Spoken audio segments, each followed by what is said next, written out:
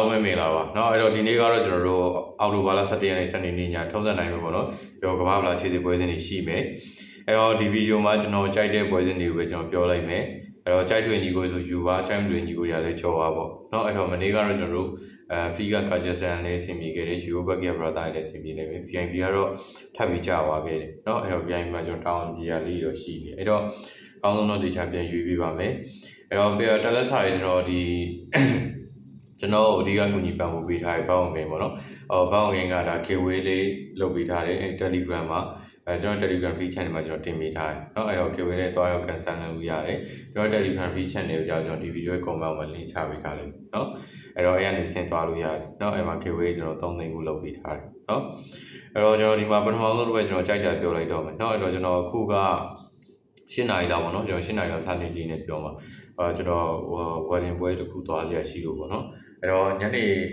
နေကျရင်တော့ထုံးစံတိုင်း Telegram free channel မှာကျွန်တော်ကြိုက်တဲ့ပွဲလေးပြန်တင်ပေးပါနော်အဲ့တော့ကျွန်တော် Lavia နဲ့ Andorra တော့ကျွန်တော်ရှောင်လိုက်တယ် Lavia နဲ့ Andorra ကနှစ်သိန်းတော့ခြေစမ်းကြိုက်ကြီးတယ်မကြိုက်လို့ပေါ့နော်။မှာလို့ Hungary နဲ့ Armenia အဲ့တော့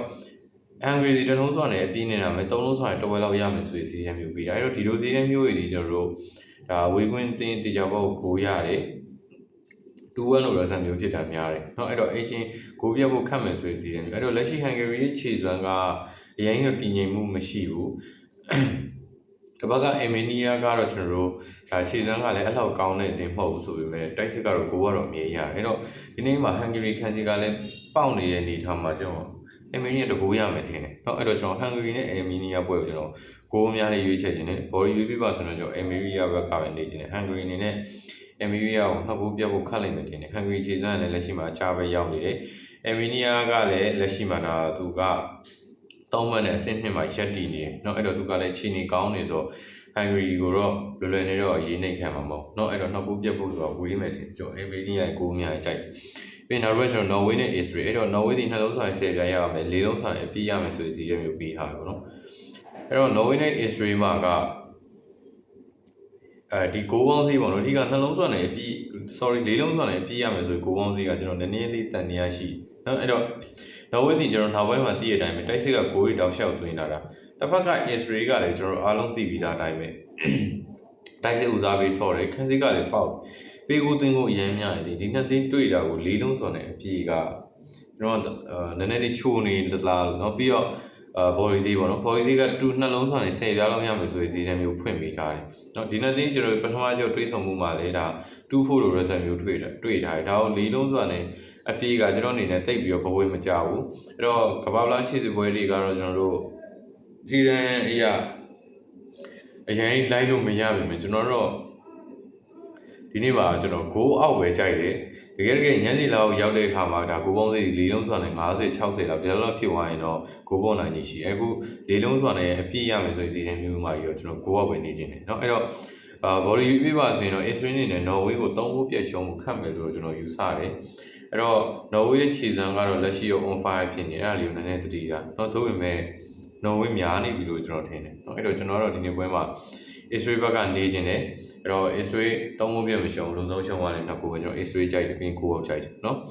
ပြီးကျွန်တော်တို့ Estonia နဲ့ Italy အဲ့တော့ Italy 3လုံးစွာနဲ့အပြည့်ရမယ်3လုံးစွာနဲ့ကိုပေါင်းစီတဝက်လောက်နင်းနာမယ်ဆိုရင်စီးတယ်မျိုးပြီးတာเนาะအဲ့တော့ body စီနဲ့ကိုပေါင်းစီက fair မဖြစ်ဘူးဒါItaly ဘက်ကသွင်းဖို့ပဲကြည့်ရမယ်ဆိုတော့အဲ့တော့ Estonia အိမ်ဝင်းကလည်းကျွန်တော်တို့ကစားတာရမ်းညမ်းနေတယ်မပေါ့ Italy ကတော့နောက်ပိုင်းမှာကျွန်တော်ခြေစွမ်းပိုင်းကအကြပဲရောက်လာကျွန်တော်အားလုံးတွေ့ရတဲ့အတိုင်းเนาะအဲ့တော့ Estonia အနေနဲ့အိမ်ဝင်းဆွမ်းဆောင်ရသွားကြည့်ရခါမှာအိမ်ဝင်းဆိုရင်တော့နည်းနည်းလေးခံကန်နိုင်လေးရှိတယ်အဲ့တော့ကျွန်တော်တို့ဒီနေ့မှာItaly ကို Estonia ရှုံးမှာတော့ရှုံးမှာပါသို့ပေမဲ့3လုံးပြည့်ရှုံးပါမလားလုံဆုံးနှစ်ခုပေါ့เนาะအဲ့တော့ကျွန်တော်တို့ဒီနေ့ပွဲစဉ်မှာItaly ကြိုက် sorry Estonia ကြိုက်တယ်ပြီးရင်9နဲ့လေးရွေးချယ်ခြင်းပြီးရင် Italy နဲ့ Estonia တွေ့ခဲ့တဲ့နောက်ဆုံးပွဲစဉ်တွေမှာလည်း 4C 5C 3C ဒီလို result မျိုးတွေထွက်လာတာဒါကို3လုံးစွာနဲ့အပြည့်ထပ်ပြီးထားတာကတိတ်ပြီးတော့တဘာဝမကြောက်လို့ကျွန်တော်ထင်တယ်အဲ့တော့ကျွန်တော်ကတော့ကြီးတဲ့နောက်ပဲကျွန်တော်ထပ်လိုက်နေအောင်ပဲကျွန်တော် Estonia ကြိုက်တယ်เนาะအဲ့တော့ကိုပေါင်းစီးမှာ3လုံးစွာနဲ့တဝက်လောက်နေတာမျိုးဆိုကိုပေါင်းစီးမှာလေကိုပဲကြိုက်တယ်เนาะ Estonia ဟေးကိုလေးရွေးချယ်ခြင်းတယ်အဲ့တော့ကျွန်တော်ဒီစီဇန်ဒီကကူညီပံ့ပိုးပေးရကျွန်တော်ဘောင်းငိမ်မြန်မာပါဘောင်းငိမ်မြန်မာ brother ဘောလုံးပွဲကောင်းခွင့်စိတ်ချရဆိုစောင့်စားလို့ရပါတယ်အသေးစိတ်ချက်လောက်ကိုကျွန်တော် comment မှာဆက်သွယ်ဖုန်းနံပါတ်နဲ့ link နဲ့ချပေးထားလိုက်မယ်အိမ်မှာသေးစိတ်တော့ဆက်သွယ်မိမြင်နိုင်ပါတယ်เนาะ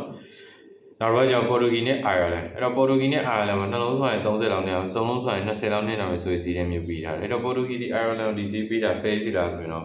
fair ဖြစ်ပါတယ်အိုင်ယာလန်နဲ့လက်ရှိခြေစွမ်းကဘလို့မှမတည်ငြိမ်ဘူးအဲ့တော့ပေါ်တူဂီရဲ့လက်ရှိခြေစွမ်းတော့ on fire ဖြစ်နေအဲ့တော့ပေါ်တူဂီပေးတာရဲ့ကြီးကနည်းနည်းလေးတော့ပြင်းနေလို့ကျွန်တော်ယူဆတယ်အဲ့တော့နှလုံး30ရှုံးက3လုံးဆိုရင်20လောက်နဲ့နာမယ်နဲ့ပြန်ပိတ်ထားခြင်းအဖြစ်ဒါပေါ်တူဂီဘက်ကသွင်းဖို့ပဲကြည့်ရမယ်ဆိုတော့เนาะအဲ့တော့တစ်ဖက်ကအိုင်ယာလန်ကတော့ဒါအိမ်ကွင်းဆိုရင်နည်းနည်းလေးတော့ယုံကြည်လို့ရမယ်ဝေးကွင်းဆိုရင်တော့ကြောင်ပြောင်းတက်တယ်အဲ့တော့ပေါ်တူဂီနေနဲ့ဒီနေ့မှာအမှန်လဲလိုနေရဆိုတော့ပေါ်တူဂီသွင်းမှာပါเนาะအဲ့တော့ပေါ်တူဂီပဲရွေးချယ်ရမှာပေါ်တူဂီနေဆုံးတော့ကိုကနေစကြည့်ရမယ်လို့ထင်တယ်3ကိုပြတ်မပြတ်ပဲကျွန်တော်တို့စီစောင့်ကြည့်ရမှာเนาะအဲ့တော့30လောက်ရင်းရမယ်ကျွန်တော်ပေါ်တူဂီကြိုက်တယ်3လုံးဆိုရင်20လောက်နေတာမယ်အဲ့တော့ဒီဂိုးပေါင်းစီးထဲမှာလေကျွန်တော်ဂိုးများထက်ကြိုက်တယ်เนาะအဲ့တော့ပေါ်တူဂီရဲ့ဂိုးများပဲရွေးချယ်ခြင်းနဲ့ပြီးတော့ဆာဗီယာနဲ့အေဗီနီယာအဲ့တော့ဆာဗီယာနဲ့အေဗီနီယာကိုတစ်လုံးဆိုရင်12လောက်နေတာနှလုံးဆိုရင်30လောက်နေတာပဲဆိုရင်စီးရဲမျိုးပြီးထားတယ်အဲ့တော့ဒါဈေးကွက်ရကြည့်မယ်ဆိုရင်1+2 minor ကဒါကျွန်တော်ကိုအောက်တစ်ချောင်းပေါ့နော်1-0 result မျိုးပေးခြင်းတာနော်အဲ့တော့တို့ပေမဲ့ဆာဗီယာရဲ့လက်ရှိခြေစွမ်းကကျွန်တော်တို့အားလုံးသိတဲ့အတိုင်းပဲတိုက်စစ်က9ရီတောင်လျှောက်ရတယ်ထူးသဖြင့်အိမ်ဝင်ဆိုရင်နော်အဲ့တော့ဒီနေ့မှာဒါဆာဗီယာနဲ့အေဗီနီယာနှစ်သင်းလုံးကလည်းအပေါ်အောင်ဖြစ်နေတာဆိုတော့ကန်အမှာနှစ်သင်းလုံးအဲ့တော့အေဗီနီယာနဲ့လည်းဆာဗီယာကိုလွယ်လွယ်နဲ့အမှတ်ပေးမှာမဟုတ်ဘူးအဲ့တော့ကျွန်တော်တို့ဒီနေ့ပွဲစဉ်မှာပြန်လည်သွင်းဖို့မြင်ရလိမ့်မယ်လို့ထင်တယ်ကြီးတဲ့အရာကိုကျွန်တော်ဆန့်ကျင်ပြီးခြေစွမ်းရဒီနေ့ပွဲစဉ်မှာကျွန်တော်ဆာဗီယာနဲ့အေဗီနီယာပွဲစဉ်မှာကျွန်တော်ဂိုးအများကြီးရွေးချယ်ခြင်းเนาะအဲ့တော့ဂိုးဘော်အဓိကကြိုက်တယ်ဘော်ဒီရေးပြပါဆိုရင်တော့ဒါ 1+50 ပေးထားတယ်ဆာဗီယာဘော်စီကဒါအေဗီနီယာကိုစီးမှန်တယ်လို့ကျွန်တော်သုံးသပ်တယ်ဒါအေဗီနီယာဟိုတေဗေရကြည့်မယ်ဆိုရင်တော့အေဗီနီယာအပေါ်မှာဒါဆာဗီယာအောက်ပါဘူးเนาะအဲ့တော့ FIFA ranking ရကြည့်မယ်ဆိုရင်ဆာဗီယာ34အေဗီနီယာက61လားမသိဘူးရမ်းမကွာဘူးเนาะဒါကို 1+50 ကကြီးမှန်တယ်အဲ့တော့ကျွန်တော်ဆာဗီယာရဲ့ဂိုးများကြိုက်တယ်2-1လို့ result မျိုးမျှော်လင့်တာပေါ့เนาะပြီးရင်နောက်တစ်ပတ်ကျွန်တော်စပိန်နဲ့ဂျော်ဂျီယာအဲ့တော့စပိန်နဲ့ဂျော်ဂျီယာမှာနှလုံးစွာတစ်ဝက်လောက်နေတာပဲ3လုံးစွာနဲ့အပြည့်နေတာပဲဆိုရင်စီးတယ်မျိုးပေးထားတယ်เนาะ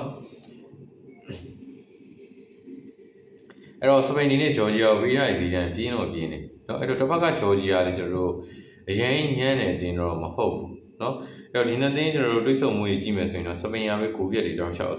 သာစီးရရှိထားတာအဲ့တော့ဂျော်ဂျီယာရဲ့လက်ရှိကျွန်တော်တို့ဆွမ်းဆောင်ရေးကဆိုတော့တူရကီတို့ဘာလို့2-3နဲ့ရှင်းကန်နိုင်တယ်เนาะအဲ့ဒီပွဲမှာကစားဆိုလဲဂျော်ဂျီယာကစားပုံတွေကမဆိုးเนาะအဲ့တော့အဝေးကွင်းရရင်တော့ဂျော်ဂျီယာနဲ့နည်းနည်းအားနေသေးရှိရဲ့အဝေးကွင်းမှာကျွန်တော်ယူကရိန်းတို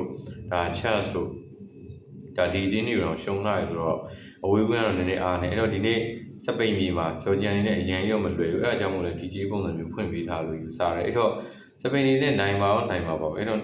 3မိုးပြတ်ပါမလားဆိုတော့3မိုးပြတ်ဖို့တော့ကျွန်တော်နည်းနည်းလေးတော့ခက်ခဲမယ်လို့ကျွန်တော်ယူဆတယ်အဲ့တော့ဂိုးပေါင်းစီ